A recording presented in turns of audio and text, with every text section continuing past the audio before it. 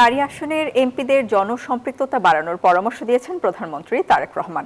তৃণমূল পর্যায়ে দলের আদর্শ ও কার্যক্রম তুলে ধরারও আহ্বান জানান তিনি। প্রধানমন্ত্রীর প্রেস উইং এসব তথ্য দিয়েছে। সোমবার সচিবালয়ের মন্ত্রিপরিষদ বিভাগের জনপ্রশাসন সভাকক্ষে সরকারের নারী আসনের এমপিদের সঙ্গে সভায় এসব কথা বলেন প্রধানমন্ত্রী। বৈঠক শেষে সংরক্ষিত আসনের সংসদ সদস্য সেলিমা রহমান জানান, সরকারের পরিকল্পনায় সহায়ক ভূমিকা রাখতে চান তারা। আমরা কিভাবে কোন এলাকায় কাজ করব কিংবা কোথায় কাজ করব, মাননীয় প্রধানমন্ত্রী আরে ঈদ লাগছে মনে খুশির জোয়ার সবখানে, আরে ঈদ লাগছে মনে বিকাশ পেমেন্ট সবখানে আমাদের কিছু নির্দেশনা দিয়েছেন। সেই নির্দেশনা অনুযায়ী আমরা আগামীতে কাজ করব।